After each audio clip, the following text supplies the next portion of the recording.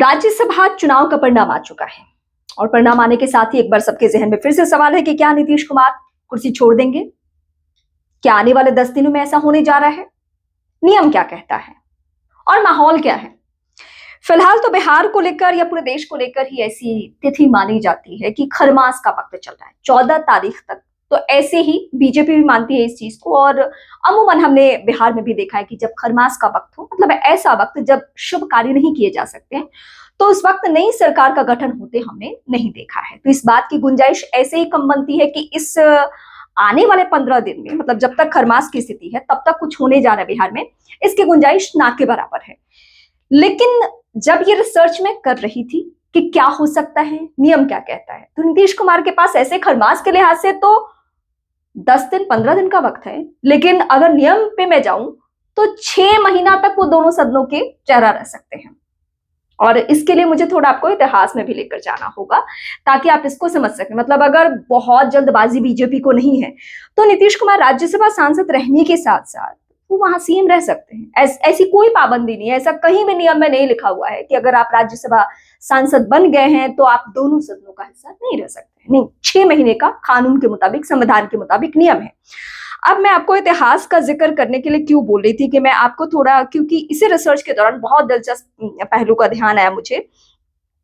आप ओडिशा के पूर्व मुख्यमंत्री गिरधर गमांग का नाम सुने होंगे। ये गिरधर गमांग ऐतिहासिक हो चुके हैं।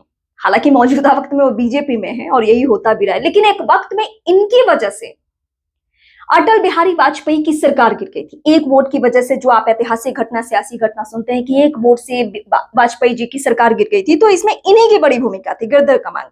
अब नीतीश कुमार से इनका क्या अवस्था है? मैं नीतीश कुमार के एंगल में इनका नाम क्यों ले रही हूं? दरअसल हुआ ये था कि जब इन्होंने वोटिंग की थी तब ये ओडिशा के सीएम भी थे। मुख्यमंत्री रहते हुए उन्होंने दिल्ली में आकर वोटिंग की थी।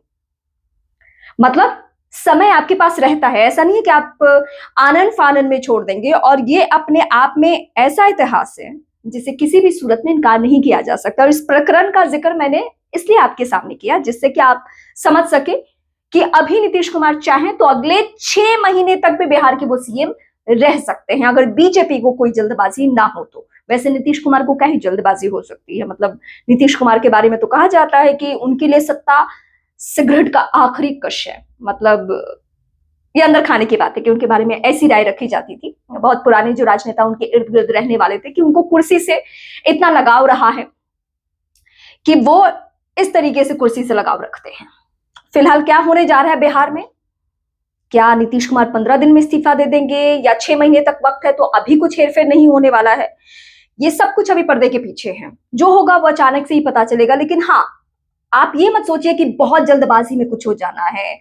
बीजेपी भी बहुत इत्मीनान से चलती हुई नजर आ रही है। और बीजेपी के बारे में इस पूरे प्रकरण को लेकर ये कहा गया कि बीजेपी इस बार कोई रिस्क नहीं लेना चाहती, कोई सीएम को, मतलब सीएम नीतीश कुमार को नाराज नहीं करना चाहती है, वो उनके मुताबिक चलना चाहती है और इसीलिए उनकी समृद्धि यात्रा जारी भी है। तो अभी हाल फिलहाल में अगर कोई आपको कह रहा है कि अगले 5 दिन में, 4 दिन में, 10 दिन में कुछ होने जा रहा है बिहार में, तो इसकी गुंजाइश ना के बराबर है। मैंने 2 आपको इसलिए एंगल बता दिए, एक तो कि खरमास बिहार में जारी है और दूसरा कि नीतीश कुमार नियम के मुताबिक 6 महीना तक दोनों ही सदनों का चेहरा रह सकते हैं। और इसीलिए मैं आपको ऐतिहासिक चेहरे के बारे में बता रही कि कैसे ओडिशा के सीएम रहते हुए एक वोट से वाजपेयी जी की सरकार गिरा दी थी। अब मौजूदा वक्त में गमांग साहब बीजेपी में ही है।